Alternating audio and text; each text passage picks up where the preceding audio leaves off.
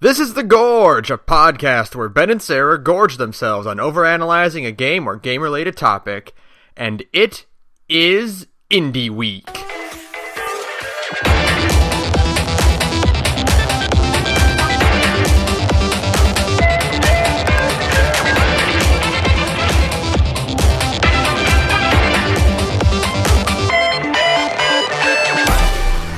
The Gorge is brought to you by our Patreon. You can support us at patreon.com/thegorgepodcast. Every donation you make will go straight to keeping the podcast running, supporting our subscriptions to SoundCloud and Libsyn.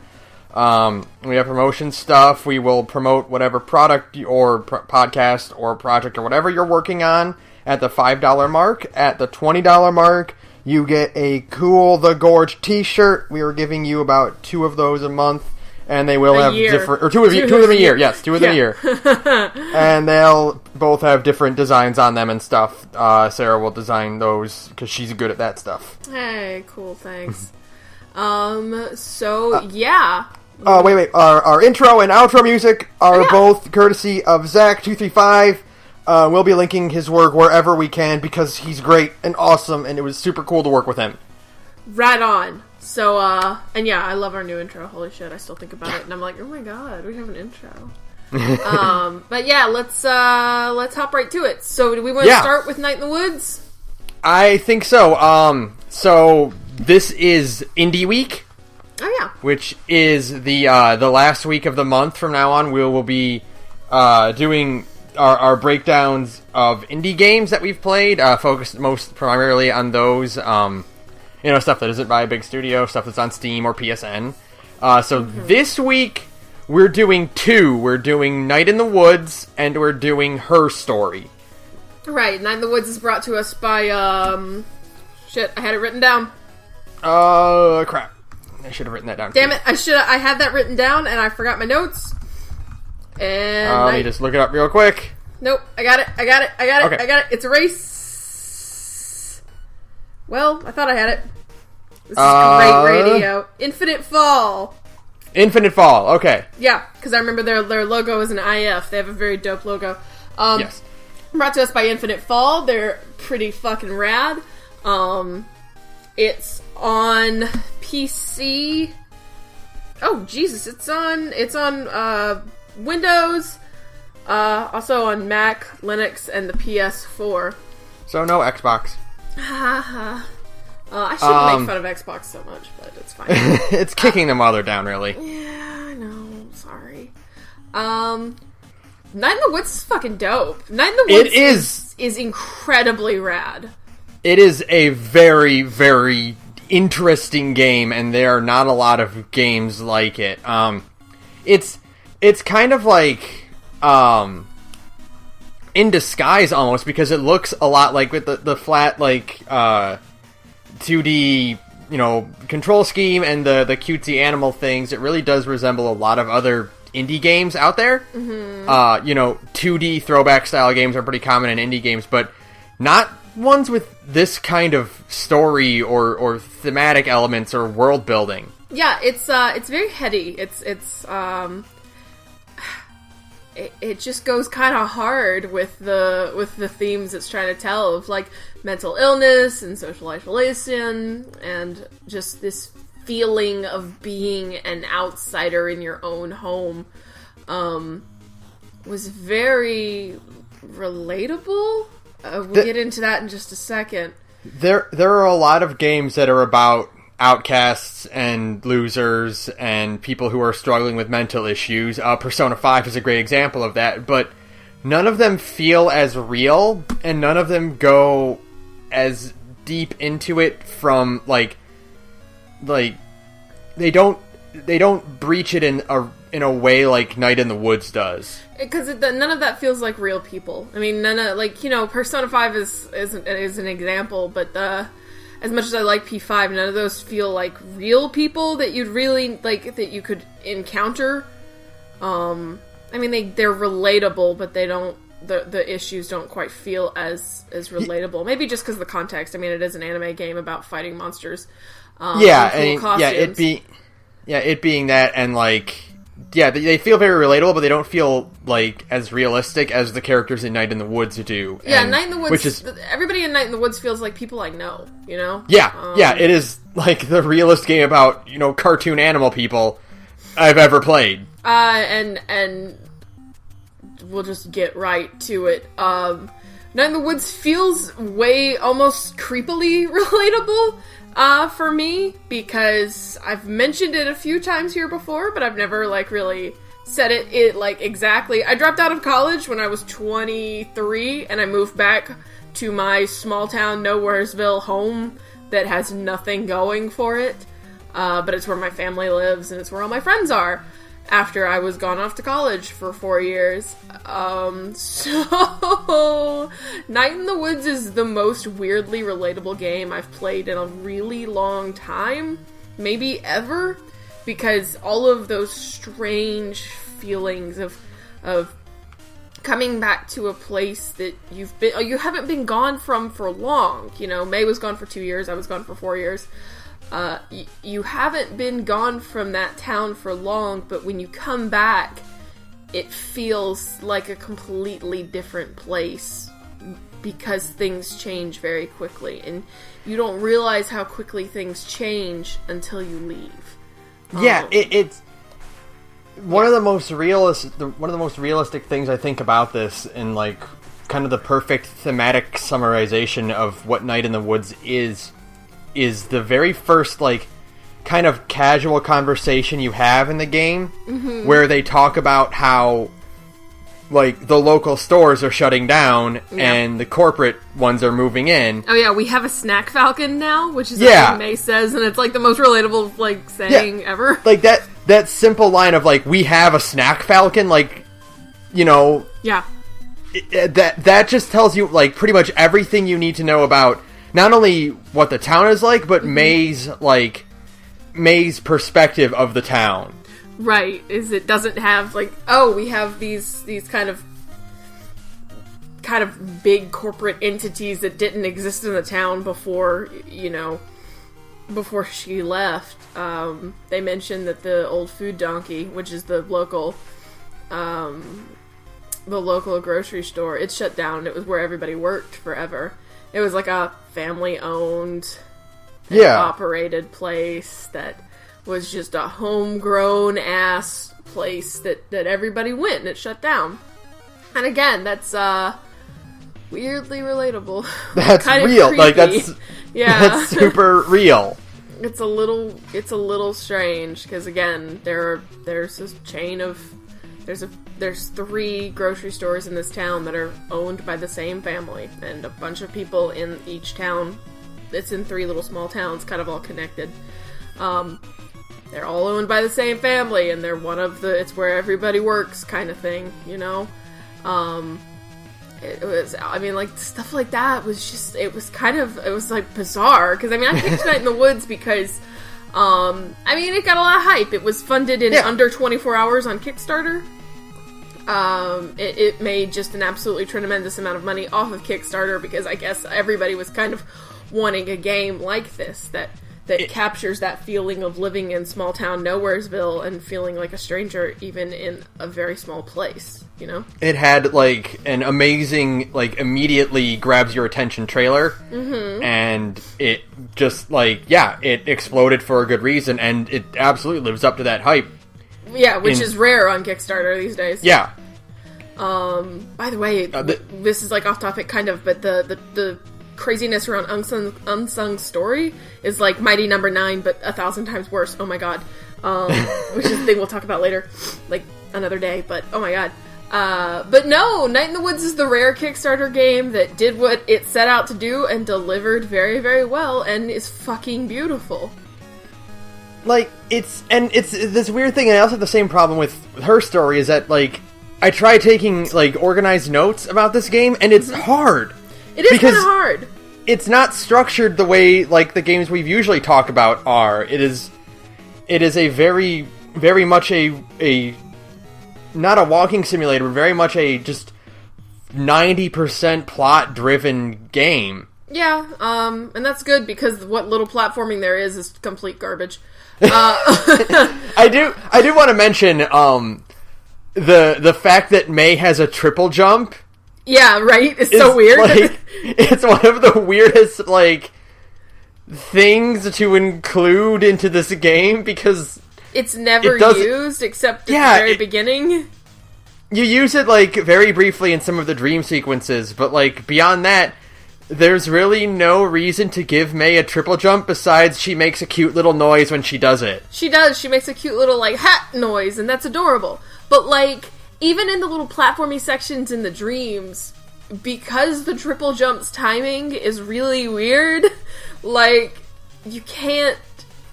I really never used it. I just found alternate ways to get up somewhere. Which... There was exactly one moment in the dream sequence, and I can't remember which dream it was, but there was one moment where I saw, like, a platform layout, and I was like, oh, this is spaced exactly to use the triple jump on. Right. Unless it's like a very specific platform layout, it's useless. And then beyond that, like, it doesn't serve a purpose, and it's just a weird thing. There's a place in town... Okay, so you can go to the roof of Greg's apartment, right? After a certain point. And there's you can jump from that doorway onto another platform, onto a power line, and it'll take you to a hidden theater on top of an abandoned building, and there's a lady playing a saxophone up there. I don't know if you found that. I didn't. Oh, man! See, that's the fun part about Night in the Woods. Yeah, it was really cool. It's like an old abandoned theater up on top of this shut down building, and it's a lady with a saxophone in there, and she's playing with a bunch of pigeons, and it's a really cool little thing to stumble upon. And the only way you can really get up there is if you're really good at your jump timing, and so I only did it once, although I think that lady has multiple conversations. I was, after a certain point, I was like, you know what, it's not worth it. Because I could not time the jump to get up there. I did find the violin guy, and I found the kid who is really into horror movies. And what else did I do? I fed all the rat babies. What else? There's a ton... The cool thing is there's a ton of little hidden shit all over Possum Springs, which I love. And there's so much... And, like, everything changes every day. Like, did you talk to Selmers every day? I talk to Selmers every single day. Oh my god. She's great. I love her poems. Selmers is amazing. Selmers' poem at the library, like, all of her poems up until that point have been kind of goofy, and then her poem at the library is about, like, existential millennial fear, because, like, we've been fucked over. And you're like, holy shit, Sellers. And then Selmers. You check May's notebook, and then she writes that if she dies, she wants Selmers to read a poem at her funeral. Yes! I did let me think, what else did I do? I did all the stars, like you can do stargazing with your teacher from high school, and that's a lot of fun. I mean, there's just all sorts of little things. I talked to the guy who writes fish poems, and he's fun. I mean, just like all these little these little tiny micro stories that are all over the place. One of the things I wrote down about this game, and I really, really like it, is that a lot of the most of the cast in this game are absolutely willing to play along with May's weirdness. Yeah, for sure. And you can tell that some of them are kind of annoyed by it, but none of them are try to brush her off. And when she says something weird, they kind of go off it for a little bit. Yeah, and right. It's kind of nice to show that this community understands each other. I just really... It's kind of... To go back to Persona, because I guess it kind of scratches the same itch that P4 scratched. The idea of, little tiny micro-narratives all over the place that P4 had, where if you talk to every townsperson every week, they had something different going on, is kind of the same thing here in Night in the Woods on a way smaller scale. And I love that. I know that it's almost impossible to do. There's a few other games that do it. Trails in the Sky apparently does it very, very well, so one day I'm going to play Trails in the Sky. Actually, I've heard Trails in the Sky does it better than anybody because it has micro-narratives spawning 5 or 6 games. Little NPCs with their own stories and stuff, which is oh my god, chill the fuck out.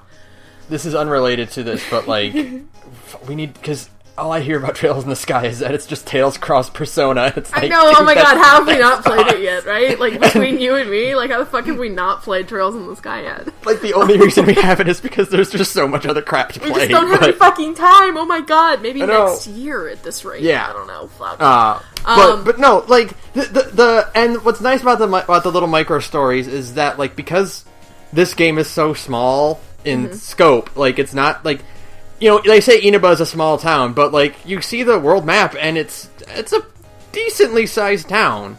Yeah. Like, it's small compared to, like, I don't know, Tokyo, but, right. You know, in Night in the Woods, everyone kind of knows each other, and you don't really get that with Persona 4.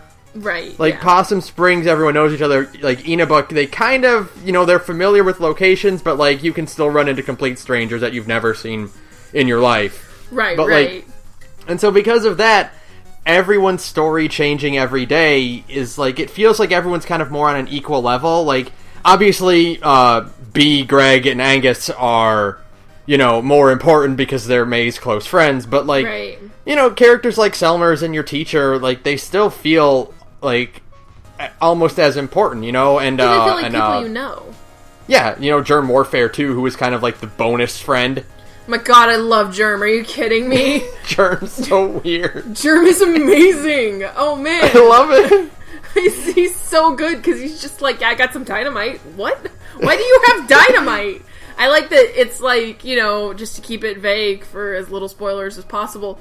I like that everybody's half dead and they're all just kind of like exhausted and beaten down. And there's Germ going, I've got some dynamite. And they're all still like, why the fuck do you have dynamite? Oh, yeah. Oh, man, it's so good. He's so great. He's just a little weirdo. And I love the kid on top of the building who is into horror movies, whose name I'm forgetting right now, and I'm really sorry, kid, because you're adorable. Like, again, I feel like you know these people after you talk to them every single day, because I feel kind of bad that I don't know this kid's name. But he only mentions it, like, once, because May calls him kid all the time. But he's great. He's, again, it feels like a person you would know. Somebody who's from, like, the shitty side of town and is obsessed. He's 15. He mentions that. He's 15, and he's that weird kid in every high school who's really obsessed with blood and gore and really esoteric horror movies. Like, I knew 4 guys like that in high school, you know? Mm-hmm. I was friends with one of them. Alex, how are you doing? And you know, and it wasn't like a creepy obsession with blood and gore. It was just like a fascination with movie blood and gore. You know, it wasn't like this kid is gonna come shoot up the school kind of blood and gore. It was just, you could tell they really liked weird ass horror movies and they wanted to make them. And so this kid felt just as relatable as all of my friends that I knew in high school. These were people that, like, I knew, and you feel bad for them for kind of the same reasons. It's like, you know, living in a small town like that can sometimes feel a little hopeless. You have all these big dreams of wanting to go off and make horror movies, but then, like, eventually reality might just slap you in the face and be like, no, you don't get to do that, you know? And, you know, we'll get heavy on that later, especially when we're talking about B, but, like, before we do that, I want to talk about how cute things are still before we get into the I know, right? Into the, you know, the dread. You kind of can't help it either, because it's like this weird existential small town dread is like everywhere, even in like the cutesy bits. Yeah, but I do want to talk like very briefly about a few more because you know the crux of this discussion will be about the hopelessness and the mental anxiety and all that. But before we can just keep scratching the surface. I fucking love May's parents. May's parents are great. May's parents, again, are super, super relatable. They're, amazing. Her dad is fun and, you know, a little overworked and he's tired, but they're just... He asks her to watch, you know, his late night... shitty comedy show. His dad show with her, you know, with him. The fucking dad show. And, you know, mom sits around and reads true crime novels all day and is obsessed with weird, creepy horror as well, which is amazing. And, they're really fun. And I love the implication that May keeps waking up at like 4 in the afternoon. Yeah, day. she's up at like, which again, I used to do that too. Yeah, that's super relatable. But like, when you're like 20 years old and you still have the impulse to sleep in till noon, 2, 3 o'clock every day. Yeah, I can't do that anymore because I'm an old woman. But back in the day. Yeah, stuff like that. Her parents are so funny about things like that, and her mom is so. I mean, I love her mom because again, it's like all so fucking relatable. Oh my god, the little quirk of May always hopping up to sit on the counter and talk to her mom is like such a nice little touch. It's again, and little humanizing moments. Her mom works at the church. Her mom works at the church. Like she's that's obsessed like with true crime, and it's really that's funny. like the most relatable mom thing ever for a small town, you know? Like, right. yeah, your mom is a church lady. Your mom works at the church, and your dad works at the local butcher, and you know he sits on the couch every night with the beer, and he watches his dumb dad talk show with right the two. The two fucking Garbo and Malloy, like, the most dad comedy routine ever, where it's just that's like, the wappa! And you're like, what the fuck is this? Like, cause you're not of that generation, you're like, this is not funny, but they think it's funny, and you're like, alright, that's fine. It's the kind of like, it's the most, middle class white dad humor you can possibly think of. Right, exactly. And it's so perfect. Yeah, and just again, they're all that's all those little like humanizing details. The fact that it's kind of like weird to see your dad at work, like when you do see your dad at work, like stuff like that is fun. Because again, it just reminds you that this is an actual place. Yeah, and, even the simple fact that you have to keep pestering your dad to move the boxes in the attic. Yeah, he won't do it. He keeps, like, forgetting and is like, no, watch TV with me instead. No, I need you to move these boxes, Dad. It's great. It's a dad thing. It's a very dad thing. It's a, please stop forgetting because I asked you to do this thing. Like, it's those, Yeah. Can you pause it real quick? Yeah. Okay. Okay, we're back. What were we talking about? Just that her dad is great and her parents are great and they get all these little quirks of living in a small town with your parents just right. I love the, did you get the achievement for the tooth side story? Yes! Yeah, I love the tooth side story. I love May giving her dad the tooth at the end of the game and being like, you show him this tooth and you tell that son of a bitch you want to raise, and her dad is like, language! But it's like, Dad, no, I'm trying to give you a pep talk here. Which is the most incredibly badass story ever.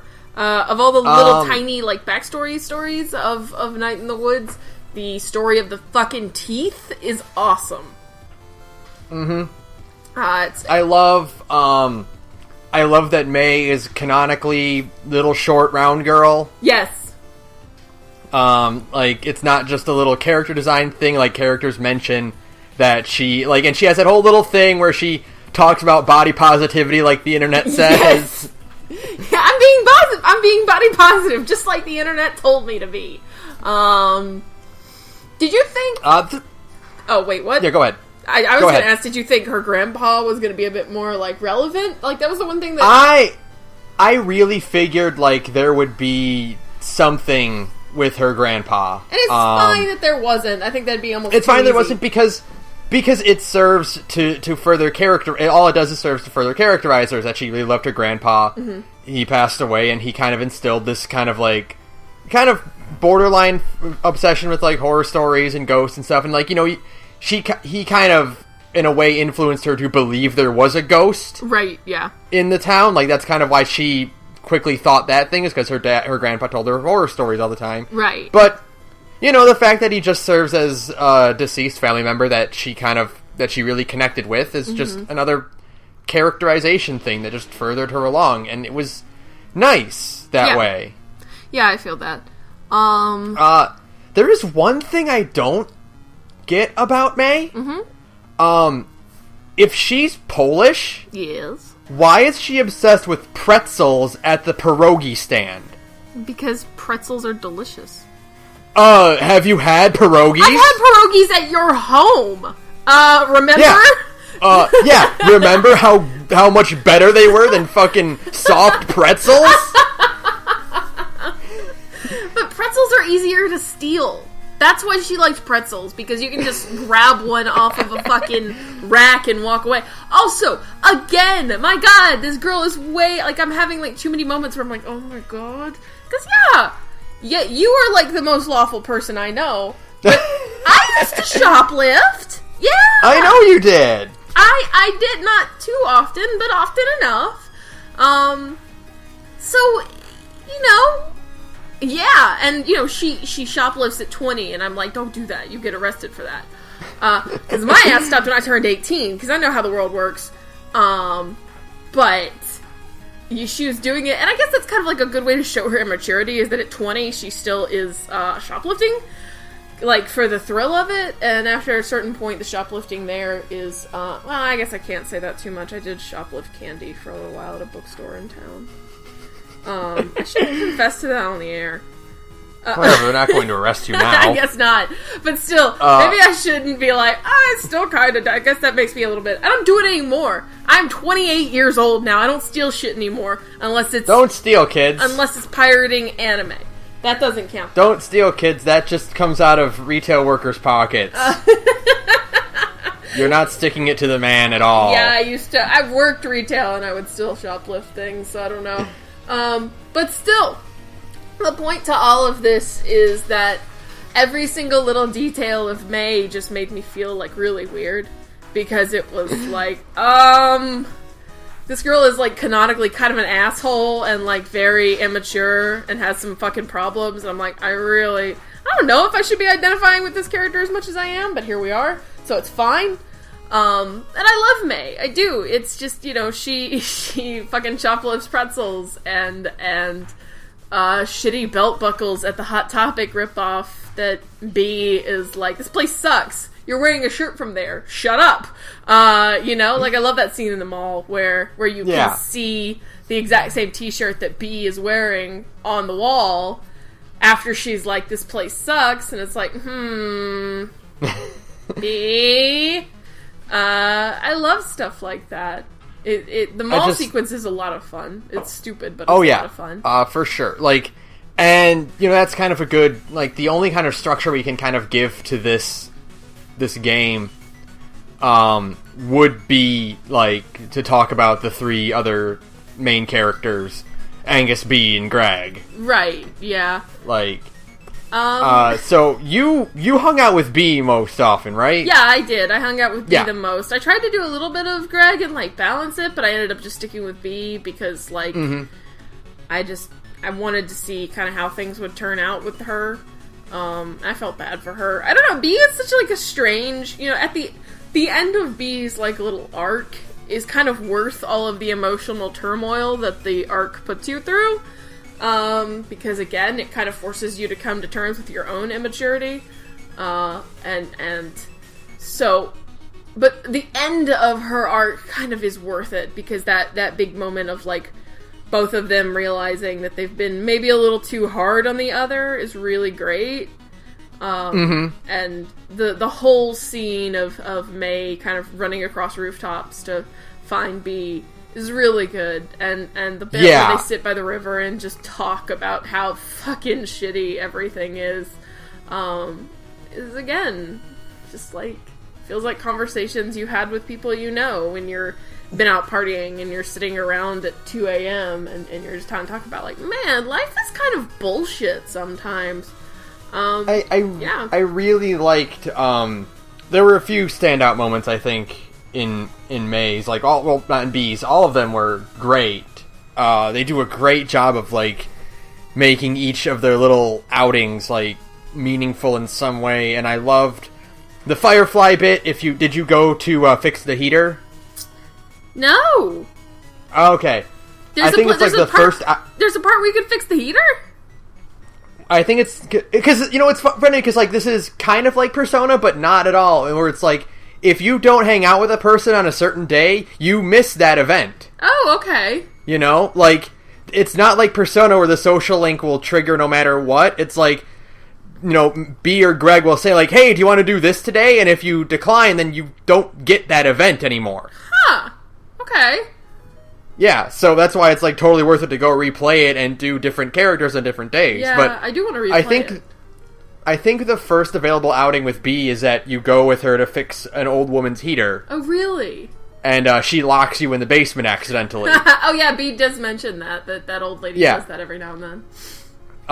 And so when you fix, you get out of it, and B is frustrated and annoyed because of what happened, and you get control of May, and she runs around the field outside the woman's house and gathers up fireflies. The fireflies start hovering around her. Mm-hmm.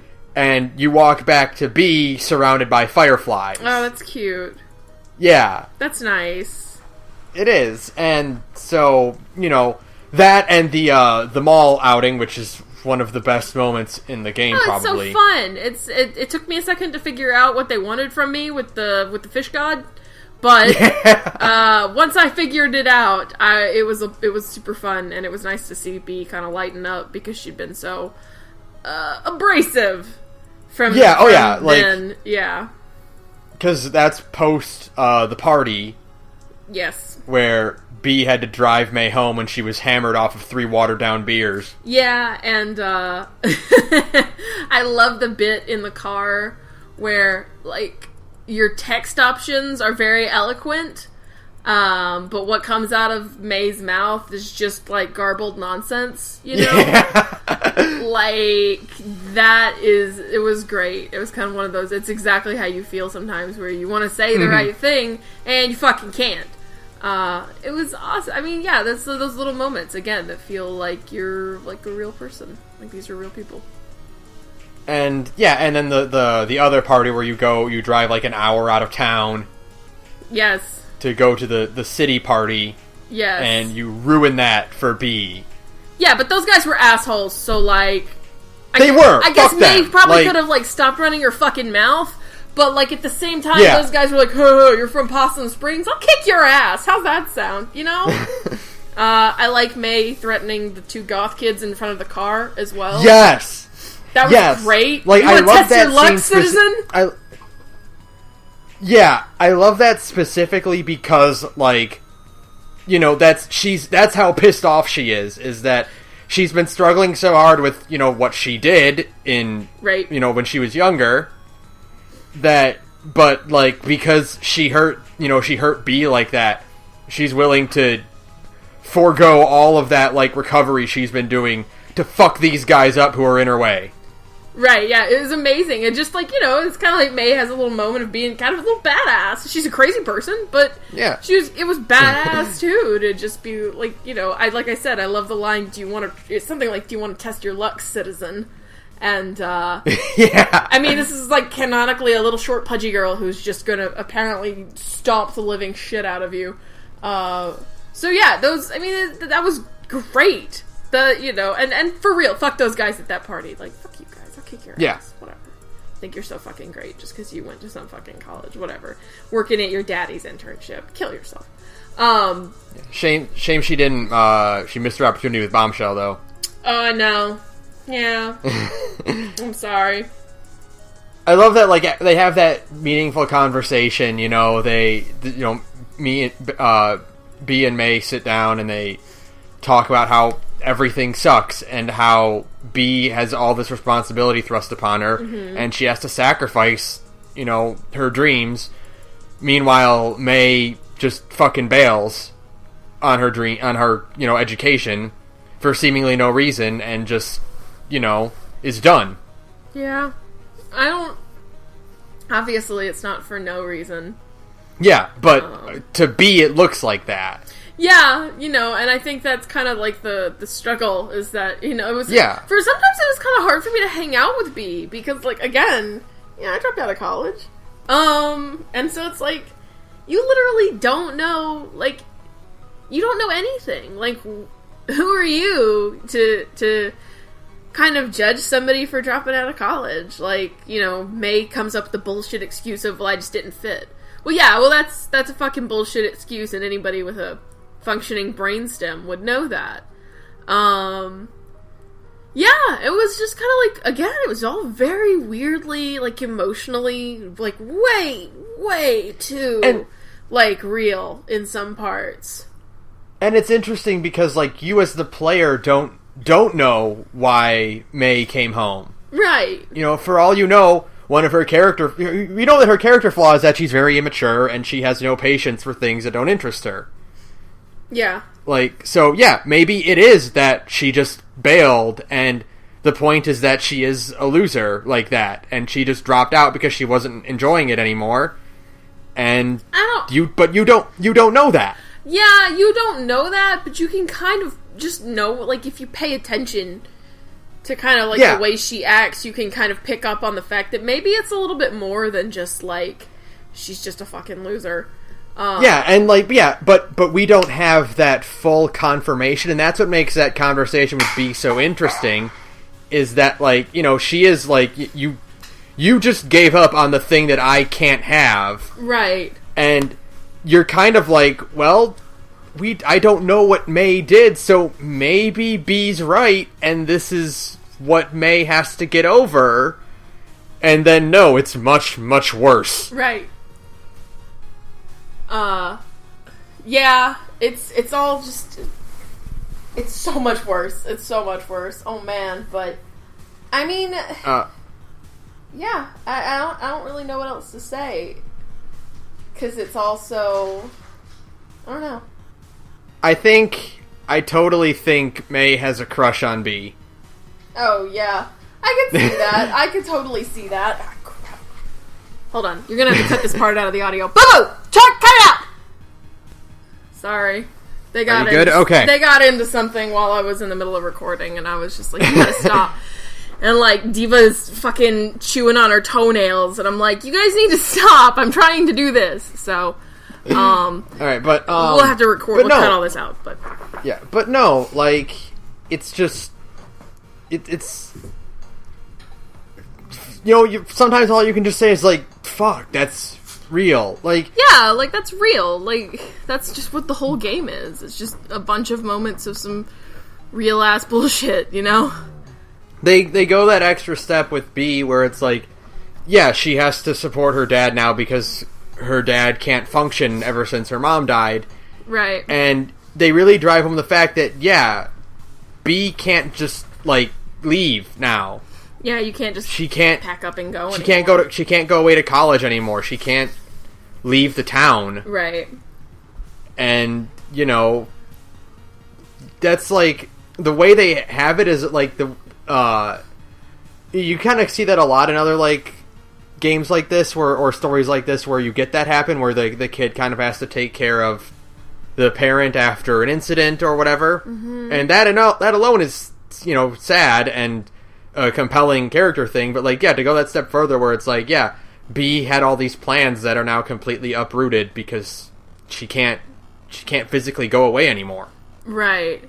And it's just kind of like, it's that tragedy of the small town that never kind of goes away. Like, if you live in one of them, you just see that story kind of all of the time. It comes in different forms and it happens in different ways, but the story is the same story every single time. And it's really hard to get those resources to leave if you want to leave your shitty small town. It's your dad got sick, so now you can't leave. Well, or you ended up getting pregnant, and now you can't leave. Or you just don't have the money to go to college because that's how life works sometimes, and it's fucking bullshit. Yeah. Or you're just not, or you go to college, and it turns out your small town education kind of sucked. So you're not prepared for, like, the rigors of college, which is a total thing that happens a lot. Or your parents never got you ready to be on your own, which is, I think, part of what happened with May. And all of these things. You know, you have all these expectations on you if you do make it to college, which is another thing that I think was kind of like, I mean, this is just hypotheticals and me kind of maybe just extrapolating from things, but like, I think part of the reason May failed in college is because they mention a few times that May is basically like their little miracle baby. Like, they had a bunch of miscarriages, and then May happened, and she was their only kid, and so they put, like, all of their hopes and dreams on her. You know, yeah, she's the first person in their family to go to college, and bloody, bloody, blah, so there are all these expectations, and there's literally no way you can make it under all of that expectation, you know? Yeah, when you have that all that external pressure, and then on top of your internal problems, yeah, it's no wonder that she couldn't do it anymore. It's like... And then again, it's the tragedy of the small town. It happens every day, and it happens to most people living in a town like this. You know, you find a way. A lot of people, you know, they mentioned that a lot of kids manage to leave and they never come back, which is also very true. And then you have these little shrinking populations that are just old people and everybody who couldn't find a way out, and it never ends. And, like, it's those weird, heavy moments like that are what Night in the Woods really is. Like, yeah, that's what Night in the Woods is. Yeah, you have the outside veneer of the cool little quiet town where everyone knows each other, and you have a bunch of quirky characters, and then that's just the surface, and then you go deeper than that, and you see it for what it really is. Yeah, you literally go deeper than that, as in 700,000 feet beneath the surface of the earth. Yeah. But before we get into that part, I do want to talk a bit about Greg and Angus. Yeah. Because, like, Greg rules. Greg rules, okay? Greg rules. But I didn't hang out with him as much as I did B, but I did have one that I was like a punch to the gut. Which one was it? Because I don't know if I got it. I did one where you and Greg go into the woods and you shoot a deer dummy with crossbow bolts. Oh, I did not do that one. Okay. Yeah. So they do that, and they, you know, I'm pretty sure the way because it goes through like a little first person reticle mode where you can shoot, you know, crossbow bolts, and it's like wobbling back and forth and whatever. Mm-hmm. And I'm pretty sure I could have had May aim at the birds on the trees. Oh, really? But I didn't. No, because not. I didn't want to put that on May. But right. like, I'm pretty sure that would have led to something. Yeah, you could have done that. Yeah. Yeah. But then afterwards, they kind of like hang out near like a little lake or river area, and you've seen Greg as like this kind of weird, quirky guy who has no responsibility, and he wiggles around and puts cups on his ears and all that. And then he says to May, like really casually, like, "Yeah, I have good days and bad days." Yeah. And it's like, oh, right. Right. Greg is this way because Greg has some sort of mental like bipolar problem. Or something or other. Yeah. He is unstable, and that's why he can't focus. That's why he's so hyperactive, and that's why he is so keen on doing crimes. It's not because he's weird and quirky, it's because he's not, he's messed up. Yeah, he's got his fucking problems, just like everybody else, and there's an explanation for why people are the way they are, which is like, I think maybe the biggest point of Night in the Woods. There's a bunch of points about Night in the Woods, but I think the biggest one is that like, there's a reason people are the way they are, and you should try to understand that. Except of course for the fucking people in the mine shaft, we'll get there in a second. Yeah. But like, and I love. It's kind of hard to talk about. I can't really say much more about Greg because I didn't do his stuff. Yeah, but... I wish I did more.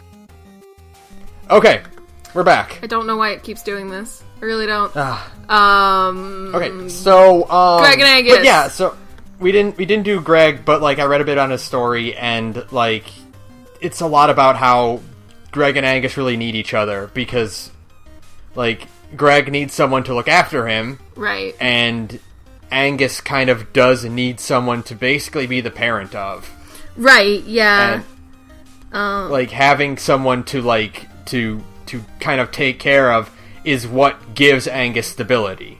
Right, and so they balance each other out, and they're a little bit closer, I think, than B realizes, because I think B thinks she knows, or she's right more often than she actually is. Yeah. And so she thinks they're not going to last, and I don't know if B is correct about that or not. I don't think And I she think is. part of it is, I think you get that conversation when you do hang out with B more than Greg, so yeah, you don't know as well. Yeah, so. yeah, exactly. But I wish I had hung out with Angus when it was ghost hunting time. Like, I wished I had done that. Yeah, I didn't get to do his. I thought we'd get to do all three of them, but I did B and Greg. Or no, yeah, I did B and Greg. Yeah, I did B and Greg. I don't think you can do all three. I think you can only do two of them. Yeah, which is I think you only get the two, and then it goes to the end game. So yeah, I would have liked to have actually hung out with Angus on that one because I want to see what his deal is. Well, that's an excuse to play this game again because there's a lot for you to find. There's a lot for you to find in a second run. Mm-hmm. So I really want to play this game again when I have the time, which I never have the time right now. Mm-hmm. But I will make the time at some point in the future, damn it, to replay this game and really get into the bits that I missed, you know? Mm-hmm. So the other, really there's only two more points we really need to talk about, which is the cult and then May herself. Right. So I have very mixed feelings about the cult. I like the cult and I like the horror aspect of it. Mm-hmm. But when I got to that point, it was a little bit jarring to suddenly have, this blatant supernatural element to it. Right. You know? And I like it. I think, it serves to further characterize, the town and whatnot. And it all serves to further the theme of, the old folks want to keep the town the way it is, and they're afraid of the change and growth. And that ties back into the kids who are... going through this town when the town is stagnant and they're trying to grow out of it. Right. Like a flower, like a tree that's trapped in a flower pot. Right, yeah. Yeah. And so the cult only serves to do that. So it functions for its purpose, but I'm also if they were just a cult, if the elder god beneath the town wasn't real... Mm-hmm. It would be the exact same thing. Yeah. Yeah, I just really like cosmic horror. So I do too. No, I like that it is there. Mm-hmm. And it's not I don't know which one would be better or worse, but I'm also I don't know, because I think it's really cool and it's interesting and that, there is this cosmic element to it. Mm-hmm. But I'm also was it necessary, or was it just cool, or does it serve a higher purpose? I don't know. Hold on. I'm trying to really kind of. I think you probably could have done without it, but the cosmic horror thing is maybe more. I don't know. I think it works in the context of the story because it kind of helps give this idea of feeling like you're a stranger in your own home. This idea that we say it's a small town where everybody knows everybody, but it's not, because nobody cared that Casey Hartley went missing. Nobody notices when people vanish from the, from the town, the cult instinctively, their idea is to target people who won't be missed. It's kind of insinuated that May was next. And her... Okay, I will say one thing. How fucking scary was it when you're spying on the cult and May gasps and you hear, May? Yes. May Borowski? Yeah, that part was fucked up because it's a weird thing because these people know you and it's kind of suggested that Aunt Mallcop might be one of them.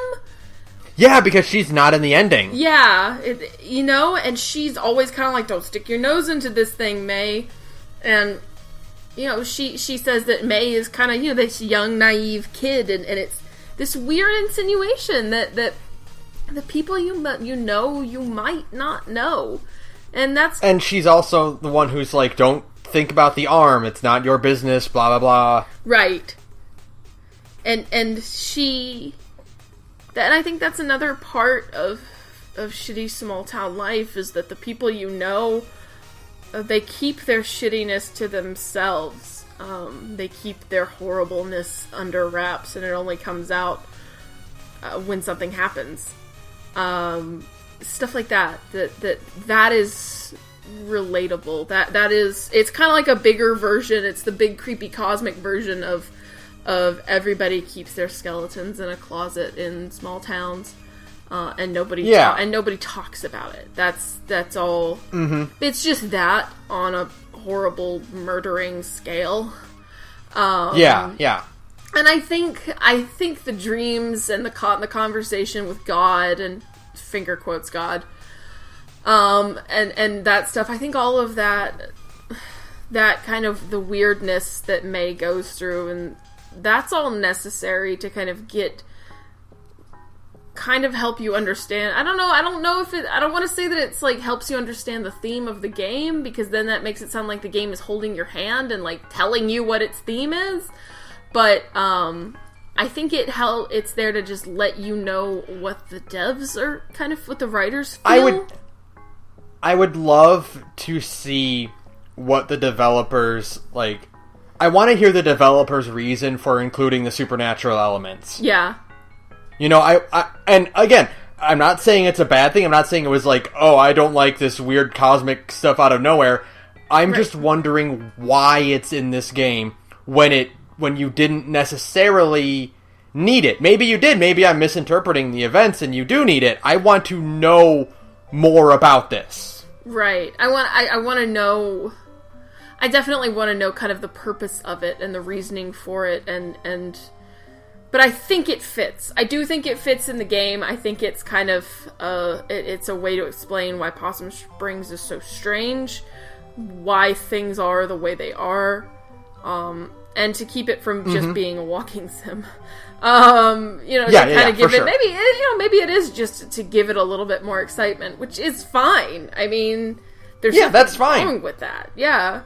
Because I liked everything that had to do with the cult, because I thought all of those scenes were really chilling and very well done. It wasn't like overdone cultiness. They were like they called them the dad cult. You know, it was the cult of dads, because it was like these people you know who are just, they're just your old shitty neighbors who are afraid that the immigrants are coming to take their jobs and blah blah blah blah, stuff like that. That's all. Yeah. So I think it has a purpose, and I think it's in the game for a reason. But I would like to know. I want to read more about this game. I do. Yeah, I want to see what the developers intended for this. I really am curious about that. Yeah, and I loved it. I loved the conversation with God, and I loved the whole. Yes.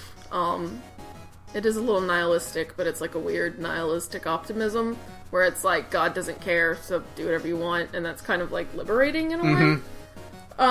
Which is, God doesn't care, so do whatever you want, you know? It's not like, oh, God doesn't care. It's, God doesn't care, you're fine, you know? Yeah, it's that picture of nihilism where it's nothing in life matters, and it's the kid with the sunglasses, and he's like, nothing in life matters! Nothing in life matters, so do whatever you want. It's kind of a weird way to think about it, but I like it. I think it's a good kind of weird theme, but it fits very much with kind of the generational climate of today, you know, where nothing really matters. For sure. So speaking of nothing in life mattering, let's get as heavy as fucking possible on this podcast. Yeah. Let's talk about May Borowski and her problems. May's got some fucking problems. We kind of talked about them briefly, but boy, May has got some fucking problems, right? When her conversation on the couch with B about her dissociation, is like, I was almost brought to tears by it. Yeah, it's very heavy. And I think one of the best things about it is that she explicitly states she was playing some dumb video game. Yeah. And realized the characters she had spent all this time with weren't real and didn't matter.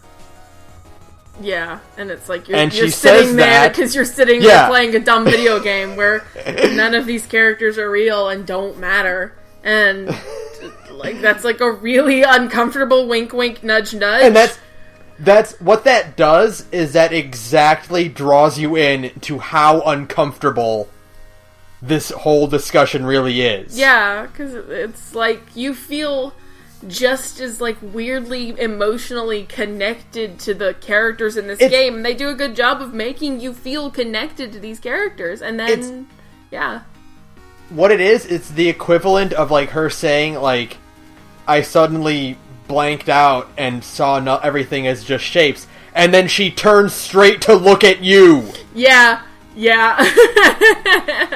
Everything is just shapes.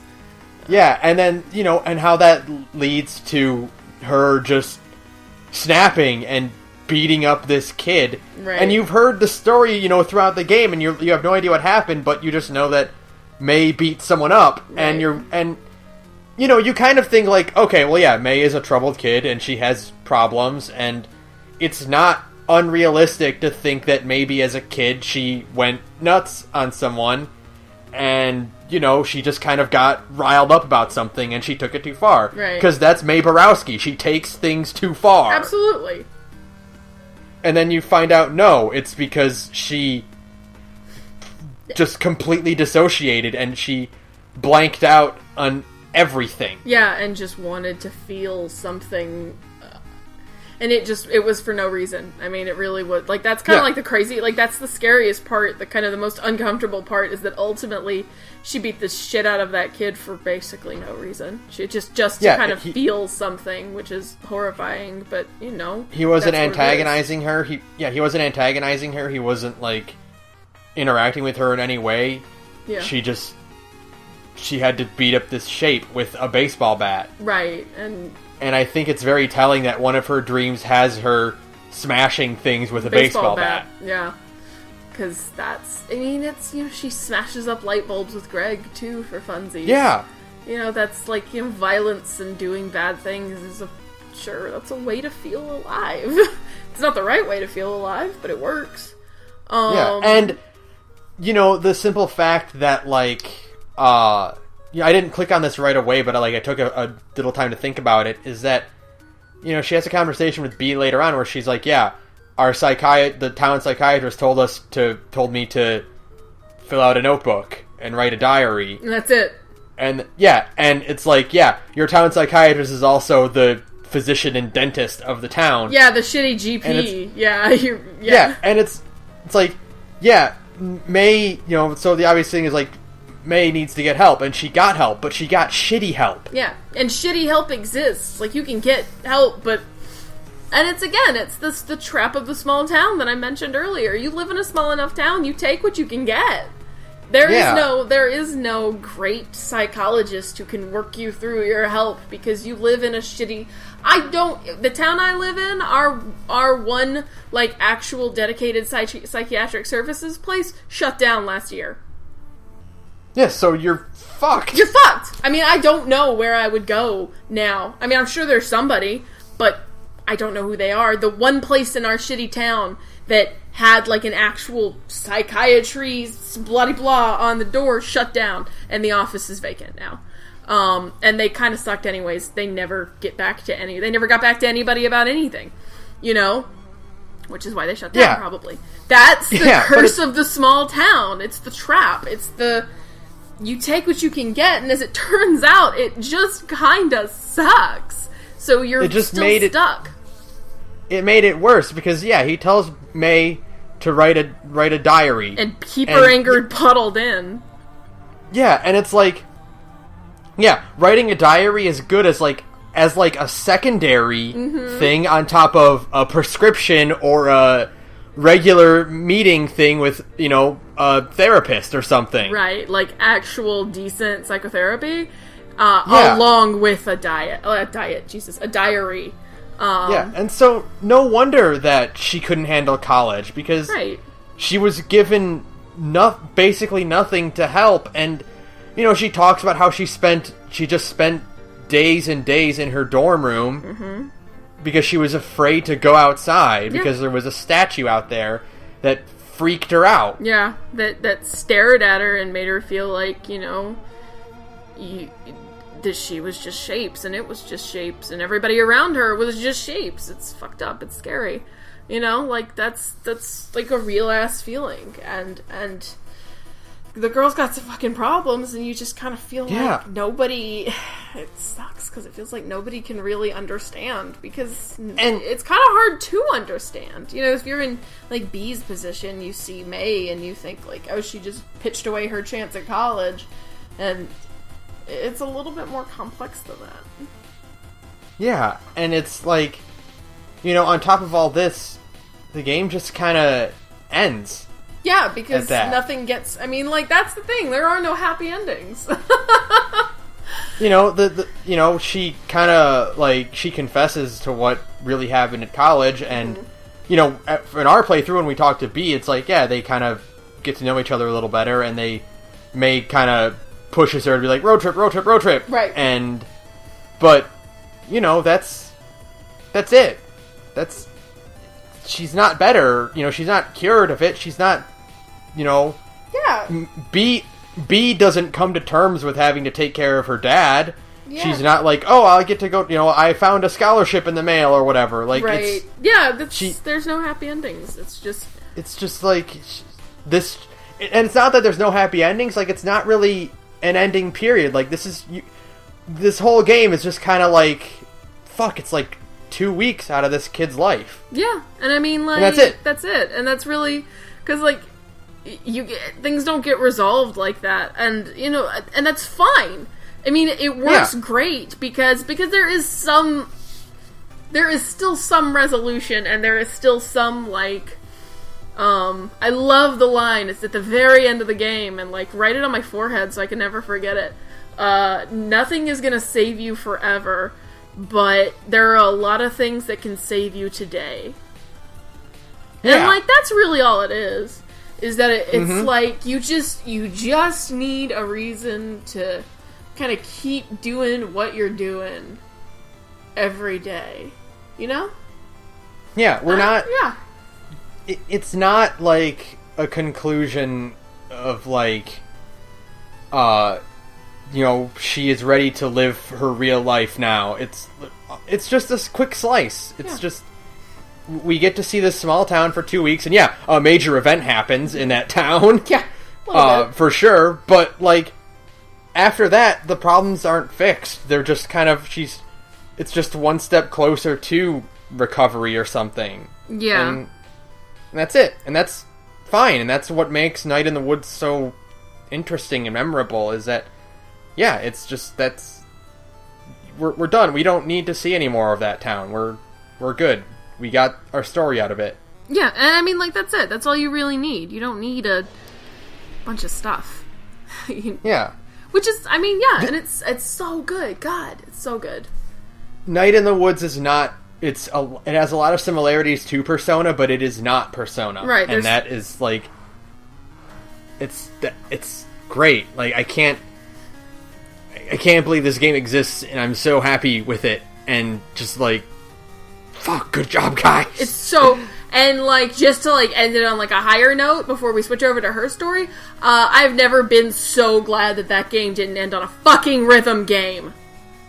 Oh my god, yeah! I was so afraid! I was so, like, legitimately afraid. They're like, let's just do band... You know, May's like, can we just do band practice, please? For, like, one day? And you're like, oh, it's a resolution, and...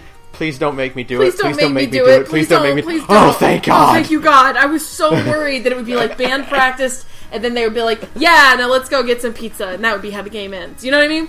I was so afraid that I would have to do another fucking bass sequence, because those are the worst fucking part of the game. They're so hard! As someone who like, played DDR and, like, played Stepmania for, like, a good, like, 5 years of my life... They're so hard! To suddenly be like, hey, here's a rhythm game. I'm like, no, you can't, no. They're so, the problem jumps come at you so fast, and they're all just on the thumb part. Like, you can't, like, redo it, like, on the, like, with the shoulder pads or anything like that to make it a little, you've got to do all of it with just your thumb, like, not with all of your fingers, which is what makes it easier sometimes. Oh my god, it's so hard! What the hell? Oh my god, why? And there's no way to, like, you would think you could go to your base in your room and practice with it. No, no. Fuck you, do it. Fuck you, here's the song, have fun. I don't know. I did not pass a single one of them. Like, every single one of May's little journal entries about her bass playing are all, oh my god, I suck. And I'm like, I'm sorry, May, we suck, forgive me. Because I suck. I suck at the bass sequences in Night in the Woods. They're bad. They're bad, I'm bad. And I'm really glad the game didn't end on one, because it would have soured my feelings immediately. I would have been like, I hate this game! We're not talking about it on the Gorge! I can't do fucking rhythm games! So yeah. Fucking... Night in the Woods is good. You should definitely go play it, even, and just, and cry a lot. Like, a lot. If you have any emotions, you'll cry. So yeah, it's great and beautiful, and the music is super awesome, and the dream sequences were amazing. We didn't even get a chance, I don't want to focus, I mean, it's just a visual thing, you can't talk about them too much, but they're beautiful. The game is just beautiful, just in general, you know? Yeah, it is a very visually pleasing game in every aspect, and just like, it does everything right, and it's great. Okay, one more time, we're back. Okay, Audacity, why are you doing it? Why do you have to be this way? But, okay, so, that's a good way to segue into what we're doing next. Yeah. So the next one we're talking about is the other game we both played, for Indie Week, and that is Her Story. From the guy who brought us Silent Hill Shattered Memories. Yeah. And Sam Barlow, and the canceled Legacy of Kain, Dead Son, which I know you don't care about, but I was always very bitter about that because I love the Legacy of Kain games. Holy shit! Her Story is for a lot of stuff. It's on mobile devices and the PC. Yeah. And I should have played it on my phone. I didn't realize that was an option, but it's fine. It worked just fine on my desk or my little shitty laptop, so it's fine. Interesting, right? What an interesting thing. There's a lot, like... I've never seen a game with a story, like, this method of telling a story. I think, there isn't as much to say about it, like, thematically. I don't really think it has a theme the way that Night in the Woods does, which is fine. I mean, not everything needs to have a deeper purpose, I don't think. But... what it does very well, and I think it's kind of like, it does it better than anything. I think if you want an example of what video games do that other storytelling mediums can't, you can't do much better than Her Story. Yeah, like, this is a game that can literally, down to its fundamental core, can only exist in the form of video games. If you try to put it into any other medium, it will lose literally everything that makes it special. Yeah, exactly. Like, every other kind of medium would require some kind of other story than just looking at video clips, you know? Yeah. It's, like, and it is the kind of game where, like, how do you say you've beaten it? Yeah, you really, I guess when you get 100% database. Yeah, when you get all the clips, but, like, I mean, the game even prompts you, like, hey, like, it's literally, at one point the game literally says, do you want to just stop now? Yeah, once you've kind of figured out or seen certain clips to a certain point, that's when the game is kind of like, well, you can stop now if you want, or you can keep listening to kind of figure things out more. It's interesting. It's like the only... That's video games. It's not gamey. There's no points or kills or blah blah blah. All those other fucking video game things, collectibles. It's not video gamey, but it would only work as a video game. Yeah, you couldn't transcribe this into a book or to even to a tabletop puzzle game. Like, yeah, you require the search function. Yeah, that's what really does it. Is that the kind of the brilliance of the search function. By the way, I showed you the video last night, but I love dropping names. Mark Brown over at Game Maker's Toolkit on YouTube did a really good video about the brilliance of her story's search function and how it kind of guides you to see the plot in somewhat of chronological order, but still, after a certain point, it kind of opens up and lets you see the story in your own way. It's a great video. The way it's built is that it drops these hints occasionally. Mm-hmm. And you're kind of drawn towards these hints because, like, oh, you'll hear a name or you'll hear a term. Yeah. You know, and then that'll lead you to a further search. But that's all it does. Everything about this is available immediately, and if you know exactly what to search for, you can find the ending right away. Mm-hmm. But the words you're searching for will appear in other earlier clips, and that's what makes it so brilliant, is that there really is no way for you to search and get the answer immediately. Yeah, you would have to search for something really, really specific. I like that you can get basically the confession, like the big moment where you kind of get the ending, if you search the name of the game. Yeah. You can get... And, I mean, I didn't even think about... Honestly, I had been playing for a while, and I had mostly figured out what had happened. And I finally was like, I wonder what happens if I search the name of the game. Oh, that's what happens. Oh! Yeah. And I thought that was really cool, because those are things you don't really think of, because if you just search story, right, you get a lot of stuff that is not the big, final, important piece of information, you know? They talk a lot about fairy tales, and they talk about a lot of the stories they read as kids, so you'll get those videos. You won't get the video unless you specifically search for her story. And I think that was brilliant. I think it was super well done. There isn't a lot to say about the plot itself. It's pretty bare bones. It's just a murder story with a kind of interesting twist to it. This is the kind of thing that would be like a forgettable detective novel. Yeah, it wasn't, it wasn't anything super great. I do kind of like the theory that they're the same person, that there is no twin sister. that was one thing I did want to bring up, is that the interesting idea is that there are no twins, and that Hannah/Eve is just the same person with multiple personalities, or she has constructed this elaborate lie about the situations regarding the murder, and, there's no way for you to prove that one way or the other. Right. And it's just extrapolation of what... the game dumps this information on you, and you're like, okay, this is what happened. Right. Or is it? Yeah.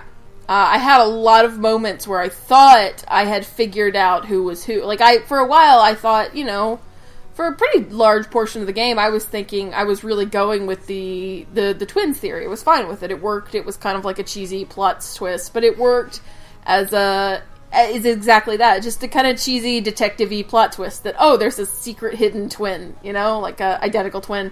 And if you type that in, you actually get, the game kind of pokes fun at you for thinking, like, twins? Really? Now, Sarah, I want to ask you a question. Yes? You've seen The Prestige, right? I have not. Okay. Don't spoil The Prestige. I know. I know. Then that doesn't mean anything to you. It means nothing to me. I know. I need to watch The Prestige. And and you would think as much as I love Christopher Nolan movies, I would have seen The Prestige by now. I just haven't had a chance to watch The Prestige. And amazingly, as much as people talk about it, and this is off topic, but whatever, I have not even had The Prestige spoiled for me, which is just tremendous. Like, I guess because of what we're talking about, there's twins involved, but that's all. I know David... You'll see. There's the whole thing. You'll see. I know David Bowie is there. Yeah. But anyway, the point is that, like... It's not so much what the story is, which it is a weird murder thing, which is the quality of the story as it is laid out would basically be like a pretty decently told detective story that you'd pick up off a bookshelf somewhere. Right. But again, it's the method. It is you are given all the evidence laid out in a giant pile. Yeah. And it's up to you to sort through it and categorize it and literally write things down, because if you are not taking notes... Yeah, you saw the cover of this episode is my notes from the game. That's my actual physical notebook that I take notes in around my house. And that's what my notebook looked like by the end of this. And eventually I even wrote, does it even matter who is who? And I guess it doesn't. Yeah. You know? Mm-hmm. It's, you know, again, kind of like Night in the Woods, how it's like the way the game concludes and the way the game presents information is like, here it is, and then it leaves. Yeah. You know? Yeah. Like, you're given a conclusion, but you're not given the entirety of the conclusion. And, you know, the biggest plot twist we get, like, beyond the fact that they're twins, beyond the fact that, like, the exact details of the murder, blah, you know, all that, the biggest thing is who we actually are. Yeah, you fucking jerk. I bet you really got a kick out of seeing that who we actually are is somebody named Sara. I bet you thought that was fucking funny, huh? I thought it was hilarious. Yeah, you bastard. But I mean, that's the reason I told you to keep the glare on, is because when you would trigger certain events, the screen would get dark. You hear the police sirens, the lights would go on, and you'd see the reflection of who you were. Yeah, it was super cool. You know, it was amazing. And then I don't know. Did you ever check the clock program on the computer? I did check the clock program. Yeah. And that gives away what year it actually is. Yeah, which is great. I love the cheesy. Yeah, I just like the interface. I just thought that was super. Oh my god! Right? Right? Just the whole fucking everything. Like it's again a thing that only like a video game can do. You know? Yeah, like you would never get that. You couldn't get the aspect of that interface with the screen glare, with the few applications, because it's a work computer, so obviously they wouldn't have anything extraneous on it, right? Except for the little applications game in the dumpster, in the garbage bin. Yeah, it's the mirror game, which is apt considering. Because it's basically a game you play against yourself. You're supposed to play it with another person, but it's a game you play against yourself, which is an incredibly unsubtle thing on Sam Barlow's part. Yeah. But I like it. And, ultimately that game is just useless, and, you don't get anything for whatever. You get an achievement if you get a tie. Oh, really? But that's it. Okay. Like, it doesn't unlock anything. It's not like a secret program. It is, again, like a standard work computer, which, you might find solitaire on your work computer if you dig a little bit. Yeah, exactly. But... Go ahead first. I was just going to say, just the whole, the conceit of functioning and working with this clunky old computer is part of kind of what her story is. It's about playing a video game. I mean, it's a puzzle. It's about playing a video game. And I know that's really weird, but it's a game to to Hannah/Eve. And, so all of this it's just a game at every step of the way. And so that's why her story is kind of like a quintessential, it's like a video game. It's a thing that couldn't be anything else, so it is like a video game, which is really cool. And, like, I just... For a game that has no points, that has no, objectives, that has nothing that makes other video games video game, it is the most video game thing that could ever exist. It is something that can only be a video game. For something as plot and this is something that's plot driven. Like, games that don't have any sort of structure or anything, they can only exist in video games to be in their current state. But this is a game that's all about just a story. And I think that's interesting. I think that's a good thing because because sometimes you hear a lot of people argue that video games shouldn't have any plot at all, and those people are idiots. And this is a good argument for why video games do need plots. Because video games can tell stories that literally no other medium can tell in the same way, It's it's interesting because when you talk about how games are art, the games that always get brought up are Shadow of the Colossus, right, or or Ico or stuff like that. This is a game I would also put right up alongside those for more or less the same reason, which is that, like, yeah, this game is beautiful, not in the artistic way, not in the visual way, but in a way that's like, it is telling a story in such a unique way that you cannot replicate it any way. And I even thought about, like, because I remember telling you, like, I saw Her Story. It was a show on Netflix, I think. Right. And I thought, oh my god, they made an adaptation of Her Story? Like, how would you... You can't. And I've thought about, like, how would you adapt this into a movie or into a TV show? And the answer is you can't. Because, like, what could you do is show the interview and then show the actual course of events, or right, or what, like a recreation thing, like on a detective show like that, or like a true crime show, right? And it just wouldn't work. It wouldn't work because you wouldn't get that impact of figuring out the details on your own. The excitement of finding a fresh clip, like one you've never seen before, like that's exciting. That's like an oh my god moment.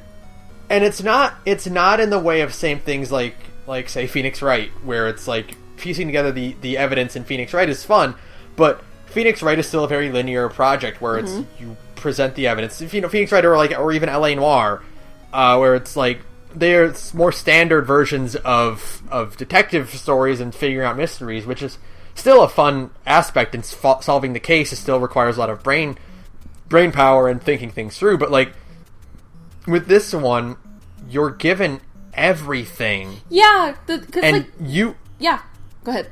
You piece it together in your own order. Yeah. You pursue leads in the way that you want to, not in the way that the game kind of requires you in order to keep its functionality. Yeah, because like in Phoenix Wright, you have that problem all of the time, where you know what piece of evidence you want to use, but you can't until the game gets to that point. Mm-hmm. Like you have this piece of evidence and it's proof that somebody is lying, but you can't just show the evidence and be like, here, blah, blah, blah, blah, this is why you're lying. You have to wait until that person says a line that can be contradicted with this piece of evidence. You can't just present it and be like, this is why you're full of shit, Yeah, because yeah, it's the limitations of the game. Like, that's just, it's a puzzle in its own way. You have to put certain piece in that spot at the right time. And I think part of the reason for that is because games like Phoenix Wright or LA Noire are still more plot driven, in that there's stuff going on outside of the murder, and that is that if you prove that the guy was in the room at the time, well then you can't have the next event in the case go, because you need to catch them on the other lie, and then then another twist happens, and whatever. But because Her Story is set up in that there is no outside story besides the case, besides you at the interface working that out, they have all that freedom to let you decide how you want to pursue things. You can figure out more about the victim by typing in their name, their workplace, their friends, and then, or you could start off by investigating the woman herself, and you could try to track down her name, and you can find relatives and that, and that's how you piece it together yourself. Yeah. It's like extraordinary. It's really, it's just, it's great in its simplicity, Like, its simplicity is what really makes it. It can't be anything else because it doesn't need to be anything else. Which is fun. And again, like kind of like how I said, like, whether or not we need the cult, or I want to know why they included the cult.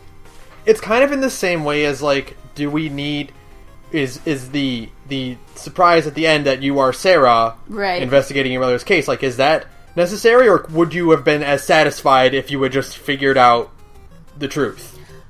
I personally don't really think you needed the Sara thing. It was kind of fun, but I don't think it was really necessary. But it also was it's a good way to kind of just end. You need some kind of way to symbolize that you are at the end now. Like, here is your thing.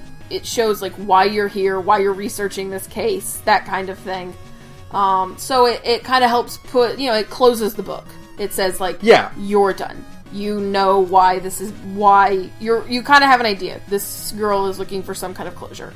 That closes the book on the story.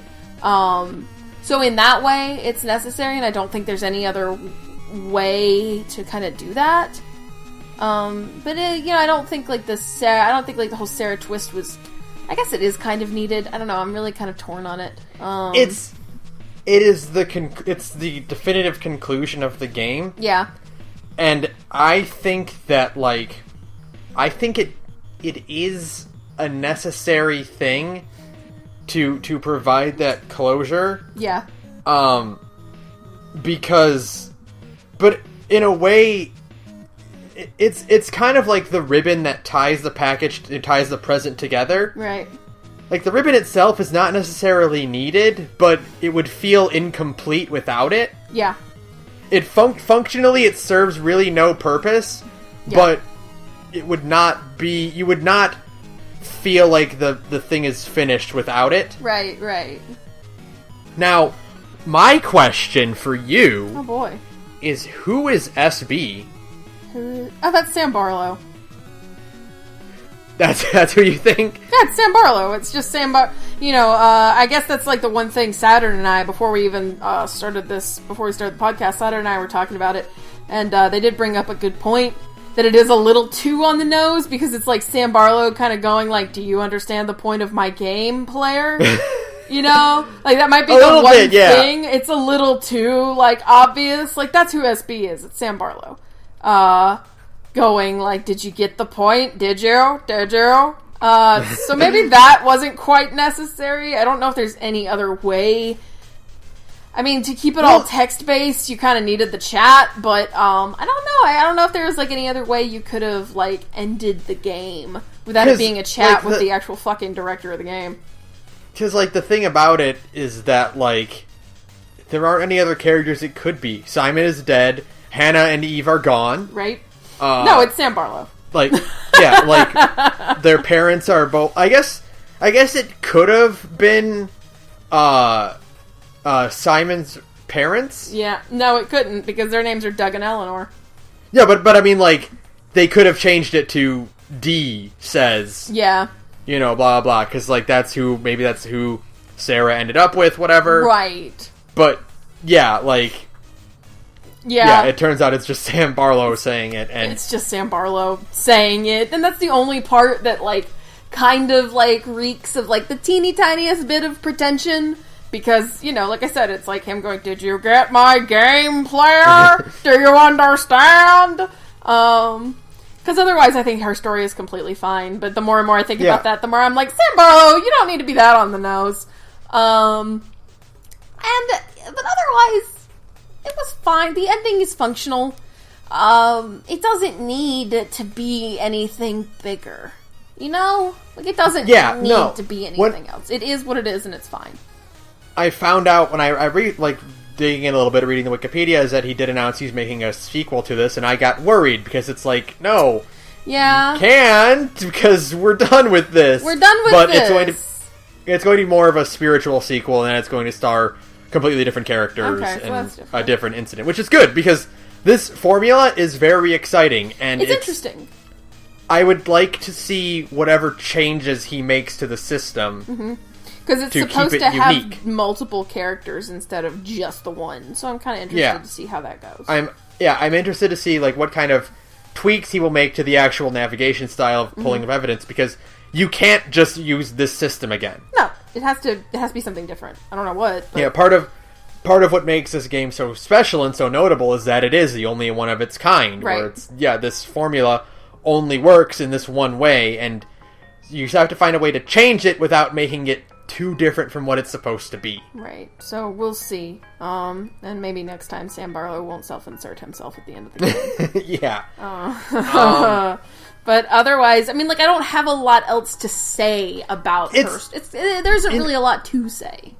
We could dive more into the actual plot itself, but again, they do a really good job of preventing you from talking about the actual incident itself, because it's like, there aren't any there aren't a whole lot of extraneous questions or discussion points. It's pretty straightforward. She tells you why she did it and what happened, and it's fucked up. Holy shit! Yeah, the whole story is kind of fucked up, but it doesn't really lend itself to a lot of discussion. It's pretty straightforward. Yeah. It's like, the most we can say is like, yeah, holy shit, that was fucked up. There were a lot of points where I had to like step back and be like, whoa, that was weird. That's intense. But I dug it, and it's $6. And it takes an evening to finish. Go buy it and play it and experience it for yourself. It's $6, and you can just rush through it, and it's like $1 an hour basically for this game. Yeah, that's fine. I mean, that's totally, and it's completely worth it. And it can't be experienced on YouTube. It's one of those rare games that you could probably watch an LP of it, but it wouldn't really have the same feeling. So just go fucking play it. Just go fucking play Her Story. It's easy. So yeah. I don't even think really talked about too much of. Well, I guess we kind of revealed a lot of the twist, but it's whatever. Still worth it. Like, we revealed like one of the twists you find out in like hour 1. So so keep playing. There's still a ton to learn. So yeah. Well, I guess we revealed the ending. Never mind. We revealed but even then, the final. Yeah. Oh well. You should still play Her Story. But whatever. Still it's great, and I cannot wait to see what he does next with it, and I hope, again, it also is very short and only costs like $6. Right, yeah. So, okay. Otherwise, I think that's kind of all I have. I really don't have anything else to say, so yeah. Fucking Night in the Woods and Her Story are really good. You should go play them. Doing Indie Week is really fun. Yeah, because it opens up, different video games to be played, and I like that. So do you want to say what we're doing next month? Or do you want to... I think I just want to keep it a secret until we actually upload the podcast. Okay. Yeah. So... But it's probably pretty obvious what it is if you think about any major indie releases in the last, I don't know, week and a half. You might be able to figure out what we're gonna play. But I won't say what. So, thanks to Vista Fuse for background music. Again, we have a Patreon. You can also find us on Twitter at The Gorge Podcast. You can email us at gmail at The Gorge Podcast, or at thegorgepodcast.gmail.com. We are going to start posting our videos on YouTube as well, so once that's taken care of, that'll be up. Sarah, you would run another podcast. What's it like? Hey, I'm in another podcast called Big Gay Nerds. It's an LGBT tabletop RPG podcast where me and a bunch of friends get together once a week and we play different tabletop games. In about 20 minutes, actually, I'm about to go back to Monster Hearts with everybody, which is a lot of fun. You should come check us out. We're at Patreon. We actually are on Patreon at Big Gay Nerds.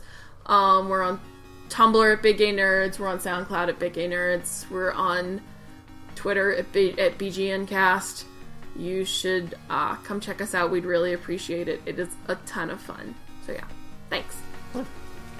Cool. So, God, what do we ended on this one? Fuck Night in the Woods rhythm games. Fuck spontaneous rhythm games. Yeah, that you can't practice for or be ready for, and have really, really hard to follow button layouts because everything's like really close together, so you can't differentiate between when your thumbs are, and you've kind of got a bad case of stupid fingers anyways, so you don't know what you're doing, and then the game makes fun of you for sucking so much, and I'm like, I'm going to fight everybody at Infinite Falls, or whatever the fuck they're called. So yeah, fuck Night in the Woods, shitty rhythm game. Good night, everyone. Good night, everyone.